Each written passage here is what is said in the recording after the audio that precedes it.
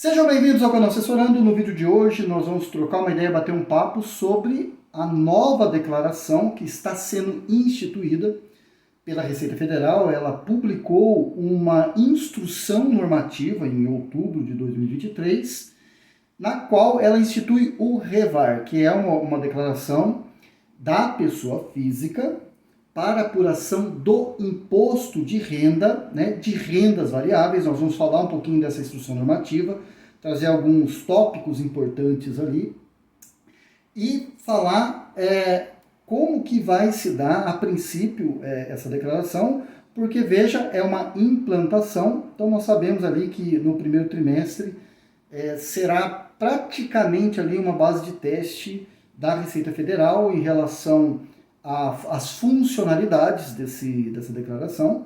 Ela vai estar contida no ECAC da Receita Federal, muito próximo ali, junto praticamente do Carnê-Leão. Então, ou seja, ela funcionará quase que como um Carnê-Leão. Então nós não sabemos ainda a interface dessa declaração, qual que é o rosto dela, vamos dizer assim, mas nós já temos a instrução normativa que nos dá ali um indicativo do que nos espera para 2024, a partir de janeiro de 2024. Aproveita, se inscreve no canal, dá um curtir aí, compartilha o conteúdo e vamos aqui para o nosso material que eu separei da instrução normativa. O REVAR será acessado pelo ECAC em declarações e demonstrativos, muito provavelmente junto aqui com o Carnê-Leão ou um campo próprio aqui. A instrução normativa ela é a 2164 de 2023, ou seja, ela constitui um programa auxiliar de apuração do imposto sobre a renda da pessoa física. Sobre o que? Rendimentos variáveis. Tá? E o que são rendimentos variáveis segundo a instrução normativa? Bolsa de valores, mercadorias, mercados futuros e assemelhados. Então vamos dar um exemplo aqui de cada um deles. Bolsa de valores, por exemplo, a day trade, dividendos, negociações de ações, tem muitos outros aqui. Eu elenquei aqui apenas 3 itens, para nós exemplificarmos. Aí você tem as mercadorias, ou seja, os commodities, alumínio, cobre, gás natural, petróleo. Mercados futuros, alguns exemplos: especulação de preços, hedging, negociação de contratos futuros. Temos também os assemelhados, investimento alternativo, fundo de capital de risco, fundo de investimento alternativo. Veja que eu estou aqui simplificando e dando alguns exemplos apenas. Então, esse rendas variáveis aqui, ele vai englobar uma série de situações na qual você vai ter que classificar na hora de fazer o REVAR. Então, vamos lá. Verificamos aqui quais são as rendas variáveis. São esses 4 aqui, na qual a instrução normativa traz o seu parágrafo único do artigo 1º. Prazo de recolhimento. Vamos para o prazo de recolhimento. Imposto de renda apurado. Vai ser muito parecido essa situação aqui, muito parecido com o Carnê-Leão, porque ele vai ser apurado mensalmente. Então o imposto que você faz ali hoje, como é que funciona? Você vai tirando à medida que você tem ali o lucro, você vai, que tem a incidência do imposto, você vai tirando o DARF ali, pagando com um código próprio. Nesse caso, será apurado nesse REVAR.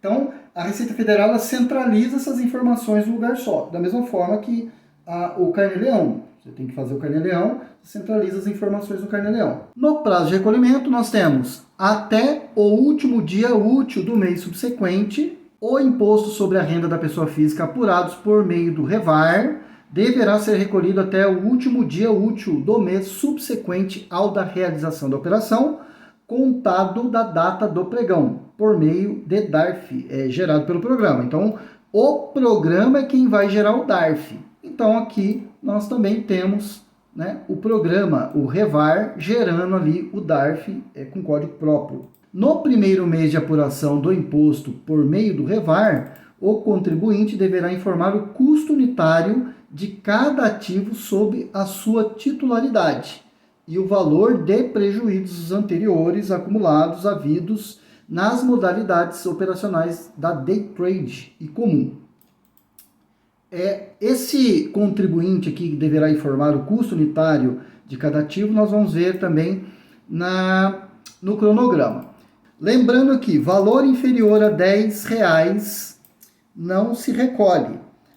No caso do imposto apurado pelo REVAR seja inferior ao valor mínimo permitido para recolhimento, equivalente a R$10, este será adicionado ao montante a ser recolhido nos meses subsequentes, até completar o valor devido, né, o referido valor. Vou falar que você gerou aí 3 meses de R$4, né? Você precisou de 4 meses para formar um DARF acima de 10. Então, a mesma coisa do Carnê-Leão. Próximo item aqui, envio das informações à Receita Federal pelas depositárias. Isso aqui é uma situação onde as depositárias vão ter que informar a Receita Federal. Então, vamos lá. Valores imobiliários negociados no mercado à vista ou de liquidação futura. Nós temos aqui os exemplos de ações, certificados de depósito, certificado de depósito de ações, ouro de ativo financeiro, direito de recibo, as cotas de fundos, né? Fundo de investimentos, os diversos fundos de investimentos, os derivativos aqui. Tem uma situação aqui que aparece na instrução normativa, na qual o envio das informações ficará condicionado à autorização prévia do investidor às depositárias. Então, o investidor ele tem que autorizar as depositárias a enviar essas informações. Isso para valores mobiliários negociados a mercado à vista ou liquidação futura. Só para esse caso aqui. E a autorização pode ser revogada, tá? Outra situação que tem na instrução normativa deve ser de forma centralizada pelas depositárias. E deve ser enviado até 10 dias após a realização das operações. Cronograma. O cronograma, ele tem um cronograma de entrada, né? Onde o período de entrega de janeiro a março, né? Deverão ser enviadas as informações sobre os ativos em custódia na data 31 de dezembro de 2023. Aqui. E também, né, sobre as operações realizadas por investidores incluídos na versão inicial do programa. Então, inicia-se aqui as declarações dos investidores. Só que a instrução normativa ela traz o seguinte: é destinada a testes de funcionamento e validação de regras. Então, eu percebo o que, a partir de 1º de janeiro de 2024? 2 situações, aliás, 3 situações.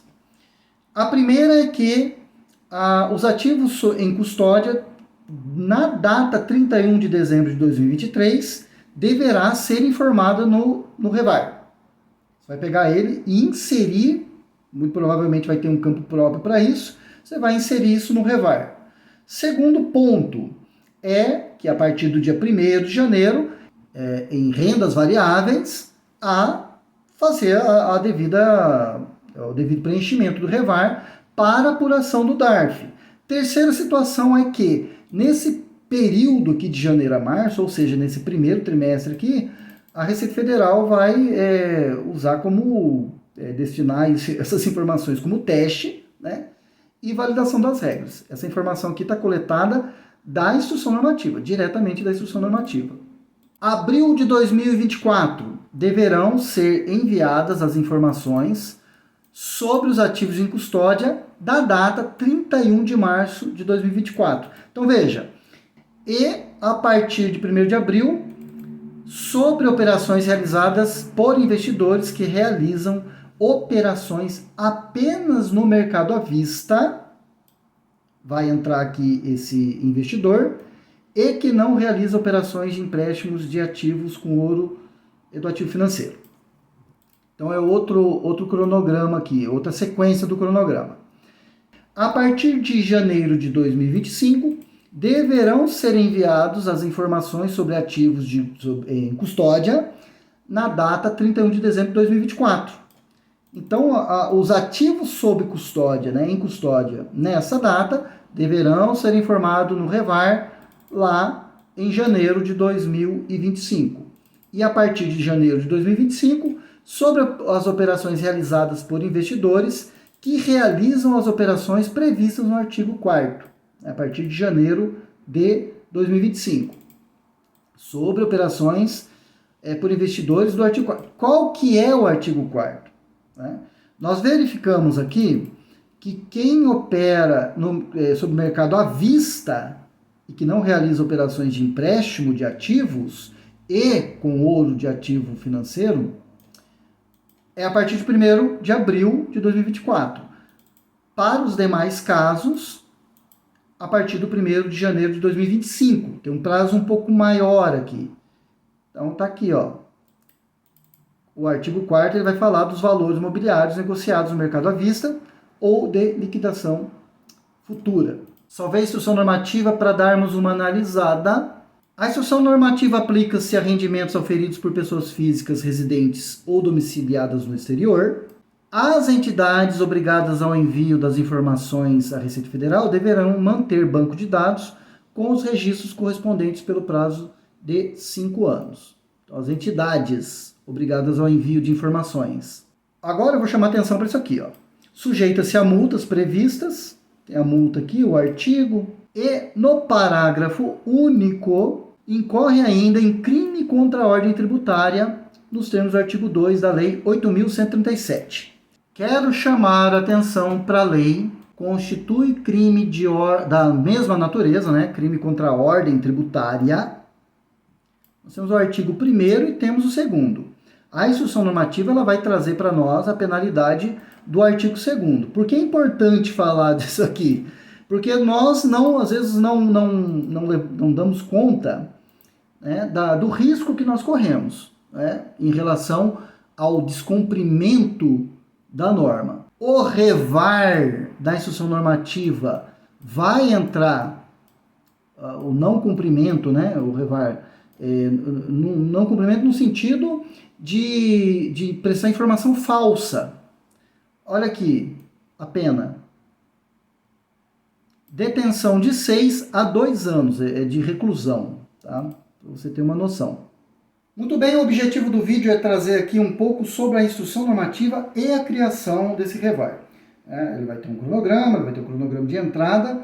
Nós não sabemos ainda qual vai ser o rosto do software, mas nós sabemos que ele vai entrar em vigor a partir de janeiro de 2024. Você tem que se preparar, você é investidor. Muito provavelmente ali, quando a Receita Federal lançar o REVAR, eu trago um outro vídeo mostrando ali a interface, né, como que trabalha ali com o software. No momento, ficamos apenas ali com a expectativa e esperando que venha ali o REVAR. Enfim, o objetivo da Receita Federal é centralizar essas informações e tributar o seu imposto de renda, o DARF, de uma forma centralizada.